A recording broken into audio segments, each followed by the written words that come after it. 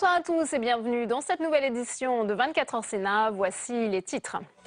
Un rapport qui dérange les travaux de 2 sénateurs pour lutter contre les discriminations, finalement validé par la commission des lois du Sénat. Ils remettent à l'ordre du jour 2 propositions controversées, l'étude du fait religieux à l'école, mais aussi la mise en place des statistiques ethniques. Le budget de la sécurité sociale toujours en examen au Sénat. La modulation des allocations familiales adoptée par l'Assemblée nationale risque bien d'être retoquée par les sénateurs. Communistes et écologistes s'y opposent. Les explications de Tam Tranui dans un instant. Le budget rectificatif présenté en Conseil des ministres ce matin, alors que le projet de loi de finances pour 2015 n'a pas encore été adopté par le Sénat. Le gouvernement va devoir ajuster ses dépenses militaires, alors que les opérations en Centrafrique ou au Mali ont considérablement alourdi le budget. Débat à suivre dans ce journal. Mais avant de développer tous ces titres, un rapport du Sénat s'alarme sur l'état des finances locales. Plusieurs villes de moins de 50 000 habitants pourraient être insolvables en 2017. En cause, la baisse des dotations aux collectivités locales. Certains maires ont déjà fait leurs calculs et leurs arbitrages vont être douloureux pour les administrés. C'est le cas de l'île Saint-Denis au nord de Paris. Reportage de Cécile Sixou.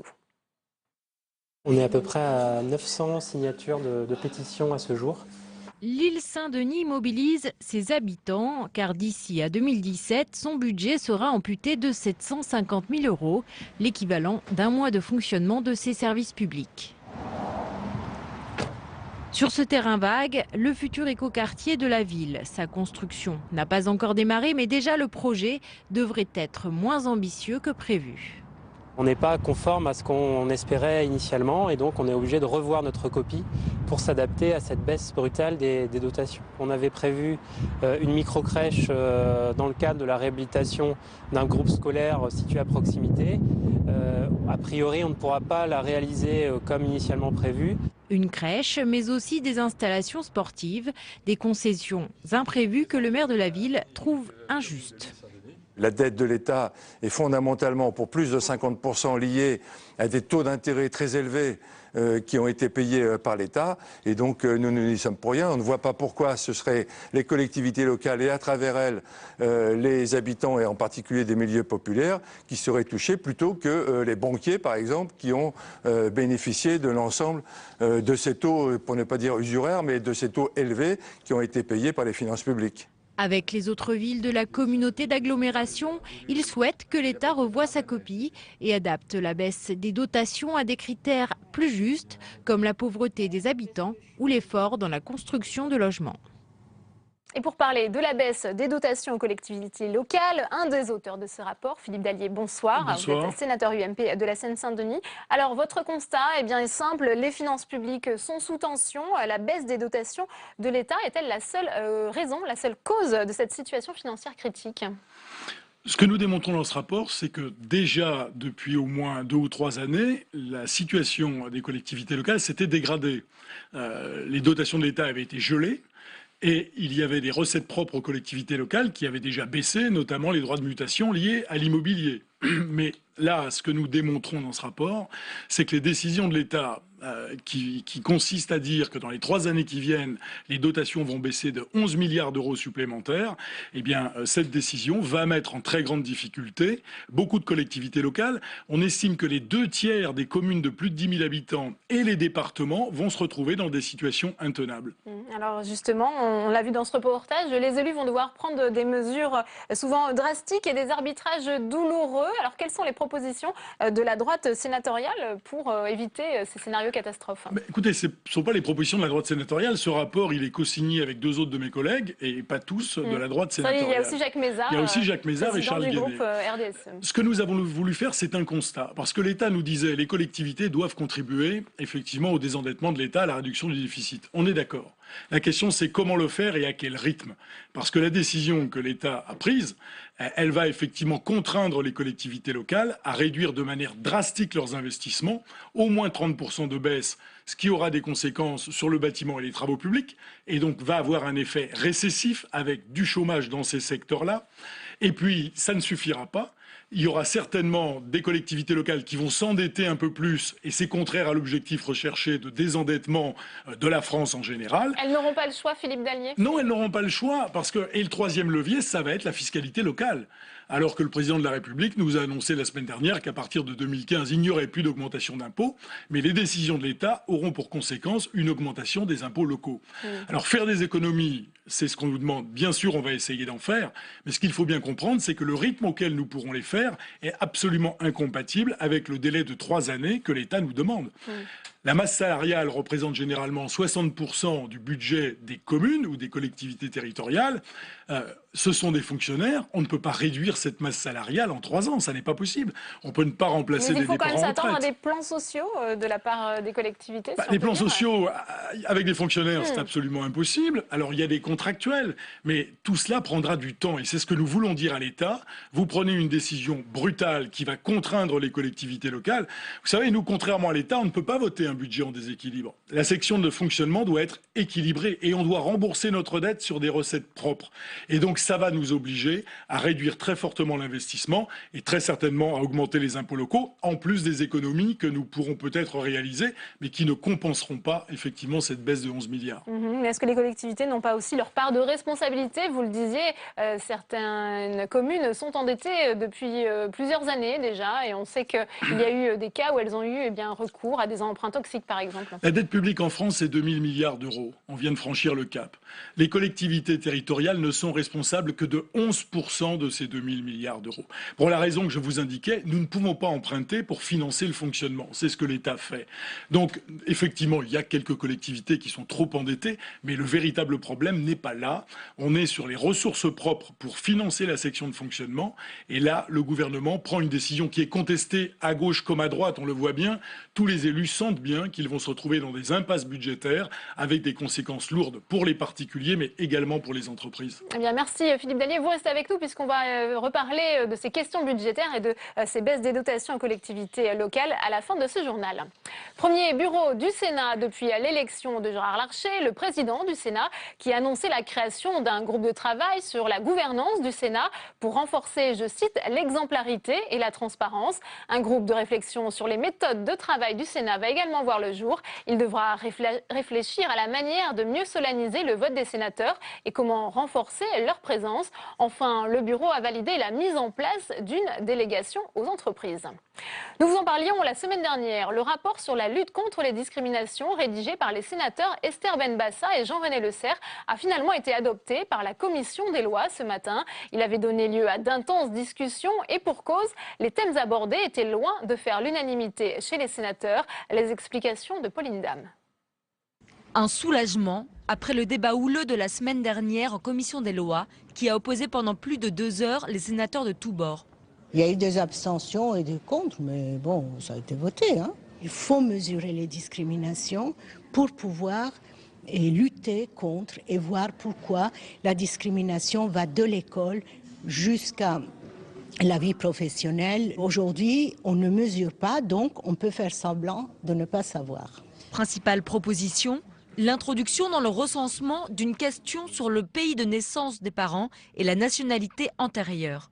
Autre proposition, développer les carrés confessionnels dans les cimetières. La France compterait aujourd'hui moins de 200 carrés musulmans, dont la plupart en Île-de-France. Pour lutter contre le délit de faciès, un récépissé pourrait être établi lors des contrôles d'identité. Les deux parlementaires proposent un renforcement de l'enseignement du fait religieux dès l'école primaire. Une proposition qui a provoqué une montée en flèche des débats. Quelle est véritablement la place de l'islam dans notre société à l'heure actuelle? Vous avez compris que ça ne passe pas par un enseignement générique, si c'est cela. On sort une artillerie lourde pour un problème qui certes est important, mais qui, encore une fois, je pense, ne nécessite pas autant de débauches de moyens. Le gouvernement s'était engagé en 2012 à revoir sa politique d'intégration et de lutte contre les discriminations. L'avenir dira s'il trouvera quelques inspirations dans ce rapport. Et puis sachez que le groupe UMP du Sénat décide de boycotter sa participation au comité sur la réforme des institutions voulu par Claude Bartolone. Selon Bruno Retailleau, président du groupe UMP au Sénat, cette méthode n'est pas la bonne et vise, je cite, à avancer insidieusement sur la proportionnelle souhaitée par François Hollande. En séance, le débat se poursuit sur le budget de la sécurité sociale. On va tout de suite retrouver Tam Tranui en direct de l'hémicycle. Bonsoir Tam. Bonsoir Delphine. Alors que s'est-il passé cet après-midi? Où en sont les sénateurs dans l'examen de ce texte?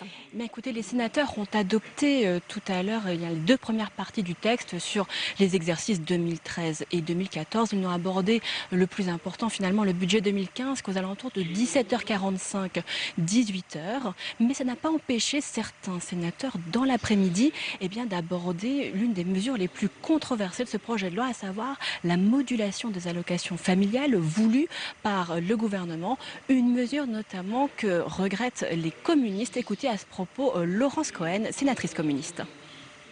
Les allocations familiales visent à compenser les charges familiales. Ce n'est ni une politique de redistribution des revenus, ni une politique de redistribution entre les familles. C'est une solidarité horizontale entre ceux qui n'ont pas d'enfants et ceux qui en ont. C'est une politique d'aide à l'enfant. En ce sens, comment admettre qu'un enfant des couches moyennes ou supérieures ait moins de besoins à satisfaire ?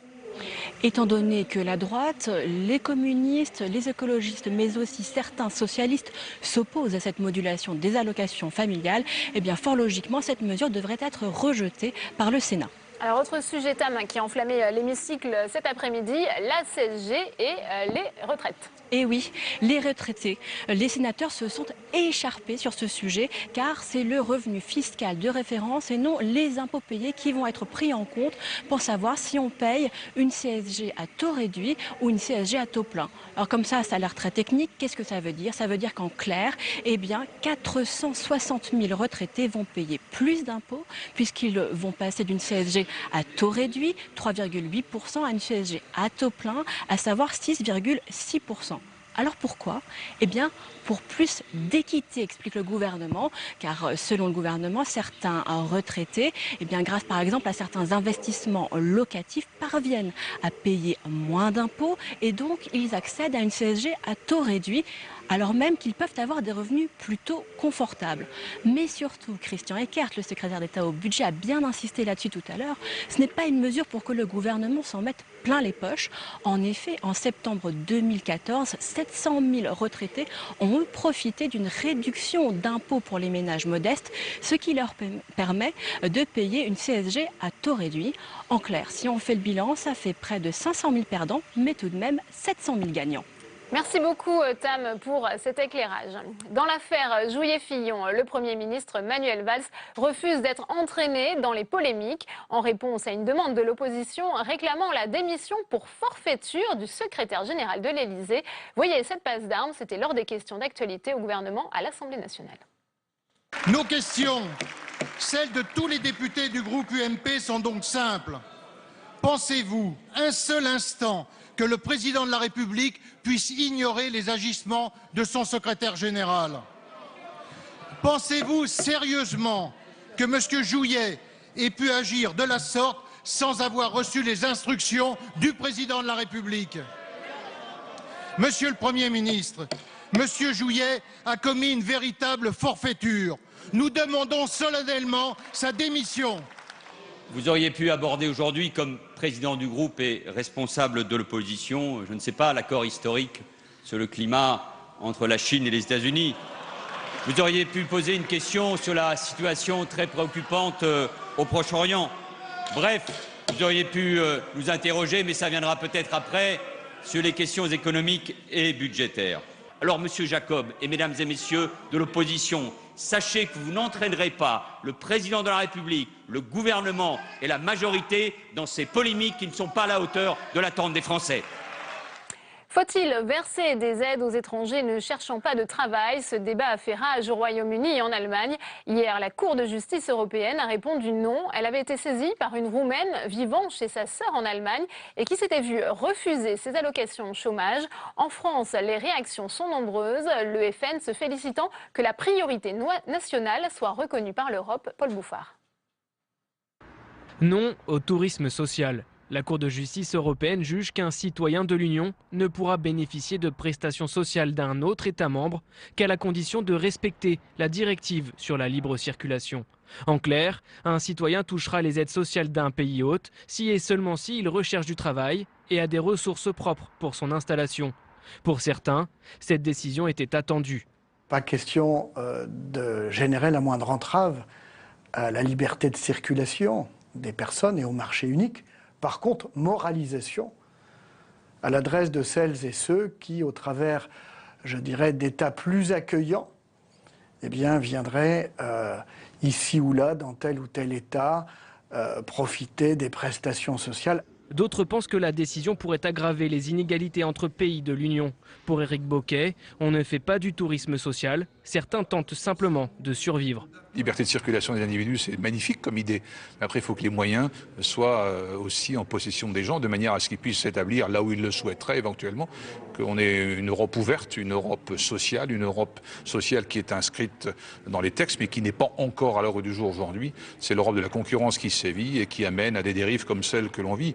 Pour le secrétaire d'État aux Affaires européennes, la décision ne remet pas en cause la libre circulation dans l'Union. Cet arrêt confirme qu'on ne peut en aucun cas user de cet espace de liberté de circulation pour abuser des dispositions sociales qui existent dans les autres États membres. De son côté, la Commission européenne salue la décision, rappelant que la libre circulation signifie le droit de se déplacer et non le droit d'avoir librement accès aux prestations sociales.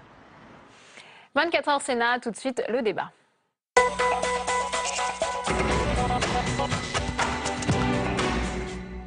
Encore un ajustement budgétaire. Le gouvernement a présenté ce matin en Conseil des ministres le projet de loi de finances rectificative, une ultime retouche du PLF 2015 qui doit permettre de réduire le déficit. Mais pas question de toucher aux opérations militaires extérieures dont le coût ne cesse d'augmenter. Quentin Calmy. Elles se sont multipliées au fil des tumultes du monde. Le coût croissant des opérations extérieures de la France contraint le gouvernement à revoir son budget militaire. Car les OPEX, c'est au moins 1 milliard d'euros de dépenses supplémentaires. L'institution, la défense, fait un effort colossal. Vous n'oubliez pas, bien entendu, la déflation des effectifs extrêmement important, qui en fait le premier participant à la diminution du nombre de fonctionnaires dans ce pays. Au total, plus de 8000 soldats français sont déployés de par le monde. Dernier engagement en date, le ciel irakien. Des Rafales français participent aux opérations de la coalition internationale contre Daesh. En Centrafrique, depuis décembre dernier, ils sont 2000 hommes pour Sangaris et depuis août, plus de 3000 au Sahel pour l'opération Barkhane. Autant d'opérations financées par ce rectificatif du budget. À la fois, nous sommes dans une situation de grande contrainte budgétaire, des bases vont fermer et des contractions budgétaires vont intervenir et d'autres opérations sur des théâtres extérieurs se développent. C'est pour ça qu'à plusieurs reprises, nous avons attiré l'attention du gouvernement et des autorités de l'État sur la plus grande prudence qu'il y a à avoir dans ce domaine et le fait que la France ne peut pas seule porter tous ces efforts. Un débat autour du budget de l'armée toujours aussi prégnant au moment où la France et des dizaines de pays commémorent les grandes batailles du siècle dernier. Et on ouvre le débat de ce 24 heures Sénat avec nos invités ce soir. Philippe Dallier, bonsoir, merci d'être resté avec nous. Vous êtes sénateur UMP de la Seine-Saint-Denis. Avec nous également sur ce plateau, François Marc, sénateur socialiste du Finistère. Merci d'être avec nous. Alors que pensez-vous, François Marc, de ces derniers ajustements, cette ultime retouche présentée ce matin en Conseil des ministres? Est-ce que le gouvernement va réussir à boucler ses comptes publics et à s'attirer enfin les faveurs de Bruxelles? Je crois qu'on est aujourd'hui au Sénat sur la question de la préparation du projet de loi de finances 2015. En 2014, la conjoncture a été sans doute beaucoup plus difficile qu'on ne s'y attendait, ce qui a contraint le gouvernement à corriger sa copie, à modifier un certain nombre de dépenses, à faire des économies plus qu'il n'en était prévu.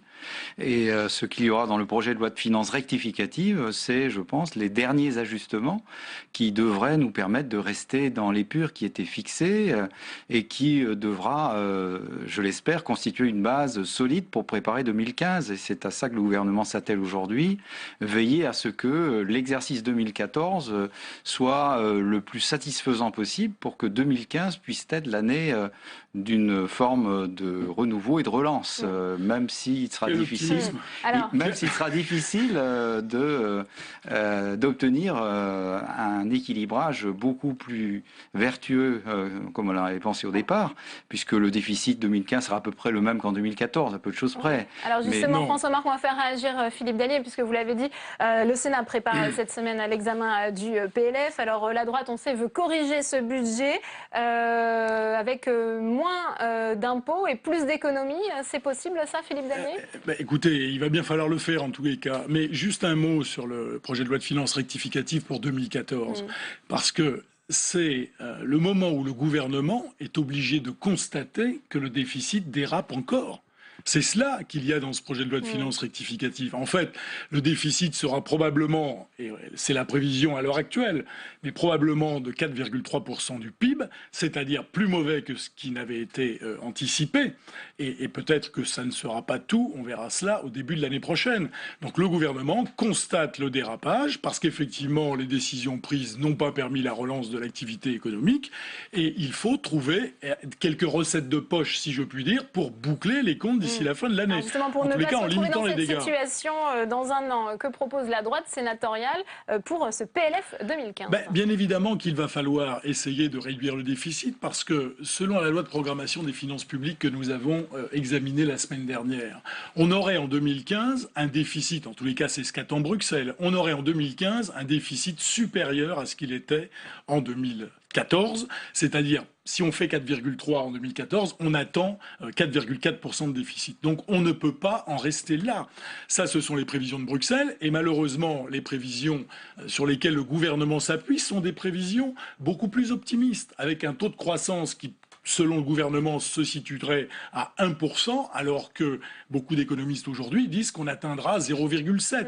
Ce qui veut dire que si nous adoptions le budget tel que le gouvernement nous le propose, et que, au bout du compte, effectivement, la croissance n'était pas là, on se retrouverait fin 2015 dans la même situation que fin 2014, avec un déficit qui dérape encore et la nécessité de corriger le tir. Donc nous voulons effectivement ici au Sénat essayer de réduire plus la dépense publique. Oui, François-Marc, vous êtes d'accord avec Philippe Dallier? Les prévisions du gouvernement sont trop optimistes. Il faut revoir à la baisse les ambitions de la France en matière de déficit ou de croissance notamment. Je pense que quand on a fait ce projet de loi de finances de 2015, on s'est fondé sur une croissance de 1%. C'est ce que tous les économistes à l'époque annonçaient. Même certains étaient plus optimistes. Donc nos hypothèses... 0,7 dit Philippe Dallier, ça change tout. Oui, mais les économistes se trompent dans un sens et dans l'autre. Je crois que 1%, c'est quelque chose qui paraît assez raisonnable. Et d'ailleurs, au Conseil des finances publiques a indiqué que c'était plausible, que c'était jouable. Et donc, il faut essayer d'avancer dans cette direction. Maintenant, Philippe Dallier nous dit, et beaucoup de ses collègues de droite nous disent, il faut faire plus d'économies. C'est un discours que l'on entend régulièrement. Il faut faire plus d'économies. Et d'ailleurs, on entend dire qu'il faudrait, d'après l'UMP, 110 milliards d'économies en plus de ceux qui sont déjà prévus. Donc, ça c'est possible, vous y croyez, François-Marc? Non, j'y crois pas du tout. J'y crois pas du tout parce que les mêmes qui annoncent cela depuis plusieurs mois commencent eux aussi à s'interroger aujourd'hui sur l'effet récessif de toutes ces mesures de réduction et sur les conséquences économiques et sociales que ça va avoir dans notre pays. Donc moi je crois que on a aujourd'hui une ligne d'équilibre qui a été recherchée par le gouvernement. Il faut assainir les finances publiques, il faut faire de la compétitivité, il y a un pacte qui a été instauré. Mais il faut aussi préserver le pouvoir d'achat, essayer de ne pas être dans des effets récessifs insupportables. Et d'ailleurs, le FMI nous dit aujourd'hui, écoutez, faites attention, parce que nous, FMI, on s'est trompé. On a préconisé en Espagne, au Portugal et ailleurs de faire des économies drastiques, eh bien on a été trop fort. Oui. Et donc soyez vigilants, n'y allez pas trop fort. C'est ce que fait le gouvernement. Sauf que la croissance repart en Espagne de manière plus forte qu'en France. Donc il y a bien une raison, et sans aller jusqu'aux extrémités auxquelles le gouvernement espagnol a été conduit. Mais pourquoi est-ce qu'il a été conduit à ces extrémités? Justement parce qu'il n'a pas fait le nécessaire à temps. Et lorsque tout d'un coup les taux d'intérêt flambent et que vous ne pouvez plus refinancer votre dette, vous êtes dans une impasse. La France n'en est pas tout à fait là aujourd'hui, mais ces temps-là pourraient venir. Je pense que c'est ce qu'il faut avoir en tête. La seule vraie question, c'est est-ce que nous avons du temps?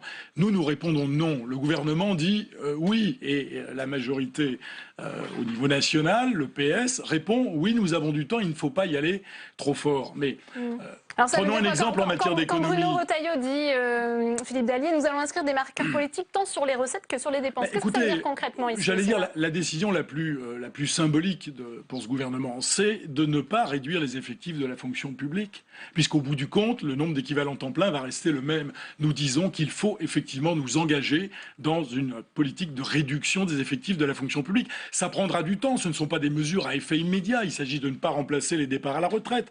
Nous l'avions engagé, le gouvernement a décidé d'y mettre un terme. Alors on va recruter 9 000 ou 10 000 personnels dans l'éducation nationale, et puis en même temps, pour arriver à zéro, on va retirer 9 ou 10 000 personnes dans les forces armées, alors qu'on voit bien, j'allais dire, la difficulté à laquelle nous sommes confrontés. Donc je pense qu'il y a un manque de courage politique. Il va falloir revenir sur le temps de travail. Il y a 21 milliards d'euros qui servent à compenser effectivement la réduction du temps de travail. Il va falloir s'y attaquer. Des marqueurs politiques forts. Oui, et ça nous différencie. Manque de courage politique de la part du gouvernement, dit Philippe Dallier. Je pense qu'il y a des priorités sur lesquelles on est tous en mesure de s'accorder. Elles ont été annoncées par le président de la République sur l'éducation, sur la sécurité et sur la justice. C'est la raison pour laquelle on essaie de préserver le nombre de fonctionnaires dans ces différentes missions. Et ailleurs, il y a un certain nombre de réductions de postes qui vont être opérées, puisqu'on a globalement à renforcer certaines missions. Il faut récupérer les moyens ailleurs, mais dans des proportions qui soient à peu près équilibrées et qui soient justes. Donc ça, c'est une première préoccupation qui est la nôtre. Et la seconde, c'est de penser que toutes ces mesures que l'on doit prendre doivent s'inscrire dans une perspective supportable pour les Français, supportable pour le pouvoir d'achat de nos concitoyens et sans effet récessif trop accentué. Et c'est là où il y a entre nous une différence, je pense, d'anticipation sur l'avenir. C'est qu'aujourd'hui, beaucoup d'économistes considèrent que les effets récessifs sont plus forts que ceux qui étaient anticipés jusque-là. Donc si on tape trop fort, il y aura un effet récessif encore plus accentué que ce que nous imaginions jusque-là. Donc attention. Ouais. Attention. Allez rapidement, allez-y. Quelque part, c'est amusant parce que ce gouvernement, à peine arrivé aux affaires, a alourdi les impôts des particuliers et des entreprises de 30 milliards. Fin 2013, ils se sont dit, ça ne donne aucun résultat, les impôts ne rentrent plus, on a tué la croissance. Et maintenant, ils changent de politique. Il y aura des amendements au Sénat pour les classes moyennes, justement, pour les préserver. Mais ils refusent toujours d'en venir à des mesures de réduction de la dépense publique. Il faudra en passer par là.